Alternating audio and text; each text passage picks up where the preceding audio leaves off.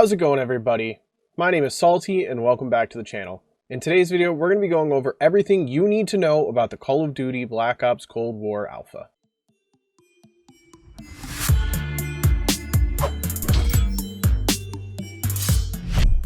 Let's first start off by talking about what you have access to, along with the game modes and the maps that will be available. Starting with the maps, we will have access to the 6v6 map Satellite, Miami, along with Moscow, and then the 12v12 maps Armada and Crossroads. The game modes that will be included will be the Combined Arms 12v12 Domination, Team Deathmatch, which is 6v6, Domination, which is also 6v6, Kill Confirmed, which is 6v6, and Hardpoint, which will be coming on Saturday the 19th. We will also have access to the Create a Class system, along with the score streaks that will be available inside the game that we will cover in just a minute. An important thing to note is that this is going to be the exact same build as what we saw a few weeks ago with the content creators such as Scump, Tim the Tatman, and Nip Mercs.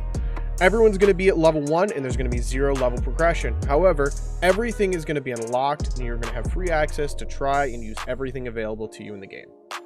Now let's talk about the downloads. It is going to be absolutely free for every single person on PS4. There's going to be no codes or PS Plus required to play this alpha, which I find absolutely fantastic. I'm going to show you how to download that right now. The first thing you're going to want to do is scroll all the way to the left to the PlayStation Store. Once that's loaded up, you're going to want to scroll all the way down. You're going to scroll down to the tab that says Free. Then you're going to want to scroll down to Free to Play, and it's going to be the first tab on your left. You're going to want to click on the game, Call of Duty Black Ops Cold War Alpha, and then hit the, it will be a download for you, or you can start it right from there. Now let's take a look at the score streaks they have available for us to use. For starters, we have the RCXD, which is the typical RCXD. You know, it's a remote control car that you can drive into someone and get a kill. You have a spy plane. You have the artillery barrage. You're going to have the napalm strike, the air patrol, the war machine, which is interesting because that used to be a specialist, as we all know, the attack helicopter, along with the chopper gunner. What's different about this year is there's a multiplier for each kill you get and the longer you stay alive that will add up to your score. So score streaks may look more expensive, but it's just like a normal kill streak. The longer you stay alive, the easier it is to get your streaks. However, if you die, you can still earn your streaks, kind of like requisitions, but not nearly as bad. It takes a very, very, very long time to get something like a chopper gunner or an attack helicopter, just because it takes a lot of score, and the score is kind of low in this game. Moving on over to the Create a Class system, it is actually going back to the gunsmith, which is just like Modern Warfare. Therefore, you can have 5 attachments on each gun you choose. What's new this year is that you can actually run a perk on top of the normal 3 perks that you run, and the lethal, tactical, and field upgrade. So we're going to have Danger Close, Lawbreaker, Gunfighter, and Perk Greed, which is equip 3 extra perks. Gunfighter, which is 3 additional class slots. Lawbreaker, equip any weapon in either slot and equip any perks, therefore you can equip 2 primaries or 2 secondaries if you so choose. And then Danger Close, which is an extra lethal and tactical. Now let's take a look at the perks that we have available to us. We have Engineer, Tactical Mask, Flak Jacket, and then into perk 2 we have Scavenger, Quartermaster, and Tracker. Quartermaster is just recharging your equipment over 25 seconds, which is kind of like tune-up from Modern Warfare. And what's interesting this year is we actually have Dead Silence in the form of Ninja. Makes your feet quieter so you don't stop around like an elephant, like that Modern Warfare vibe. We also have Ghost. Ghost is also different this year. You have to be moving for Ghost to work. You can't just sit in a corner and stay off the mini-map. And then we have Cold-Blooded, which is pretty normal for any Call of Duty. Now sliding into the tactical, lethal, and field upgrades, we only have 2. We have the Smoke Grenade and the Stun. Then we're going to have the Frag and the C4. And field upgrades, we're going to have a Field Mic, Jammer, SAM Turret, and Proximity Mine. So we're going to go over the field upgrades right now. The Proximity Mine is just like it is for Modern Warfare. It's like a little bouncing Betty type deal. You throw it on the ground, somebody runs over it, it blows up. The SAM Turret launches missiles to destroy enemy score streaks. It takes 3 minutes and 45 seconds to charge. The jammer creates an electronic disruption field, disabling the enemy minimap, kind of like jammer from previous older Call of Duties. Takes 2 minutes and 30 seconds to charge up.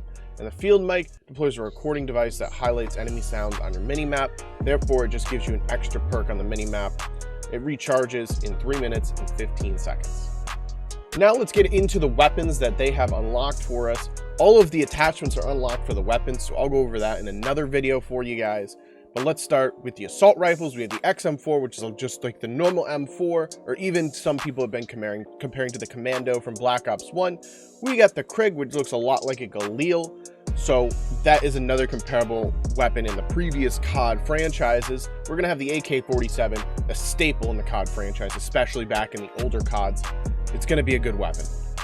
We got the MP5, another staple. The Type 821 looks a lot like an Uzi. The AK-74U, which is by far my favorite one, I am excited to use. AK-74U was my baby in Black Ops 1, let me tell you. And it was even pretty good in Black Ops 3. We got the M16, which is gonna be powerful. The M16 is meant to be powerful. It normally is powerful. I'm excited to use this. And then we have the Type 63, which is the semi-auto rifle in the game. What's interesting this year is they brought tactical rifles back, kind of like from Black Ops 4. So this is kind of an interesting change. You're gonna have an extra class category to grind. Other than marksman rifles this year, it's actually tacticals. Moving in to the light machine guns, we have two offered for us, and I am excited for this one. We have the RPD, which is another classic LMG in the COD franchise, and the Stoner 63.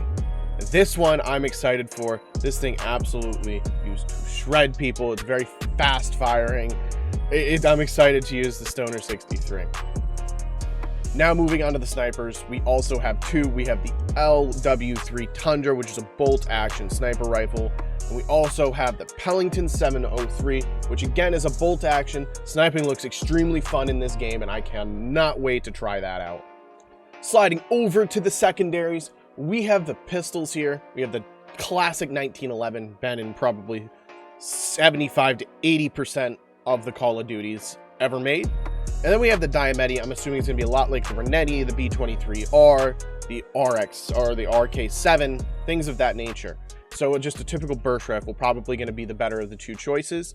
Then moving on to shotguns. Interesting. Shotguns in the secondary category. I know Treyarch loves to do this, which means the shotguns probably aren't going to be that overpowered like they were in Modern Warfare. But we have a Hauer, which is just a Hauer 77, which is a typical like one-shot pump shotgun. And then we have a Gallo SA-12, and it looks like a Spaz, but from what I've been watching, it looks a lot more like a Brecci as far as fire rate, but the fire, like, it doesn't hit as hard as what a Brecci would have. Then we also have access to one launcher. It's a lock-on launcher. It's called the Sigma 2. So therefore, you can't just run around spamming RPGs like you could in Modern Warfare, just at least for this alpha. Well, that's everything you guys need to know about the Call of Duty Cold War Alpha. If you guys enjoyed this video, I would appreciate it if you could leave a like for me. Make sure you guys subscribe to the channel if you are new, and we'll catch you guys in the next one.